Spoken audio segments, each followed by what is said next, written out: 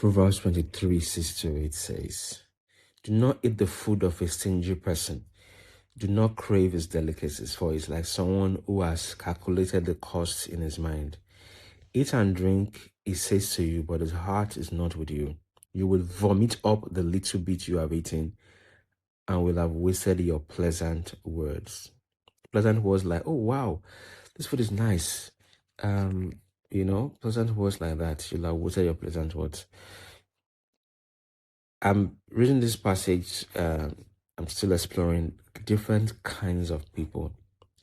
This kind of person, whatever the person is saying, is meant from what is in his heart. It's just, and that is a tricky thing. The person is deceptive because what she is saying, what he is saying, is different from what is in his heart. He's just engaging with you on a surface level. There is no genuineness. And the Bible just telling you that this kind of people exist. And you need to, we are being given the tools to recognize them and to just recognize them.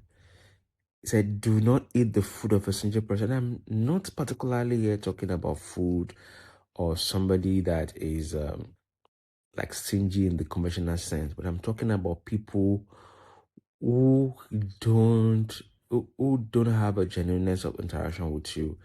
They're saying something in their mouth, but it's like opposite of what is in their heart. The facade they put on is opposite what is who they are really. Somebody told me that there's this woman who everybody would think, oh, is the best person in the world. And, if you want to say, oh, if you want to complain about her and say, well, she's doing this, nobody will believe you because the way the person presents himself to other people, you won't be able to say anything that will convince people that this person is actually treats you bad, is not a good person, because I can imagine the woman tormenting the husband, and when they start talking together with whoever, the woman starts to cry. And what is the man going to do? Just be looking. And so the woman is tormenting the man. And after they've left the place, and the man is the one that is going to be seen as the bad person in that situation. So, and they leave the place, and the woman will now continue the tormentation.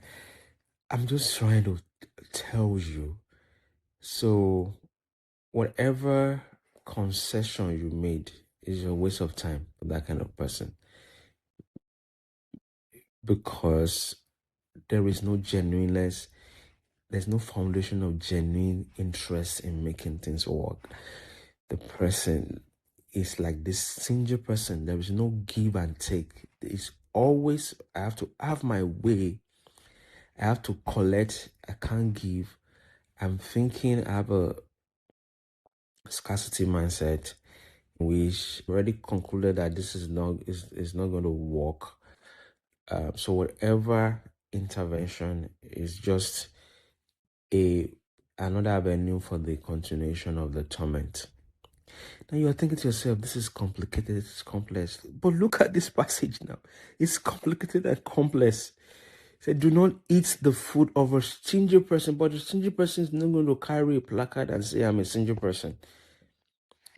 Do not crave his delicacies. So you're looking at delicacies, you're thinking this is the expectation, but whatever you're going to get is going to be the opposite of the expectation. That's what I'm saying. The opposite. For it's like someone who has calculated the cost in his mind. Eat and drink, it says to you. There's a conclusion that have been reached in the mind, and whatever you are seeing is just a game. Yes, pretense. It's just deception. Eat and drink, it says to you, but in his heart is not with you. There's nothing you can do about it. You will vomit. You will regret it. Whatever interaction is going to lead to regret. You will vomit the little bit you have eaten. And I'm not picking on the woman here. Whatever I've said a woman can express, a man can also express it. Because I have personal stories of both a man and a woman. You will vomit the little bit you have eaten and you will have wasted your pleasant words. So whatever, talking about pain here, pain will be the result. Pain and regret will be the result. Recognize these kinds of people and wash out. God bless you. God will give you wisdom. See you later.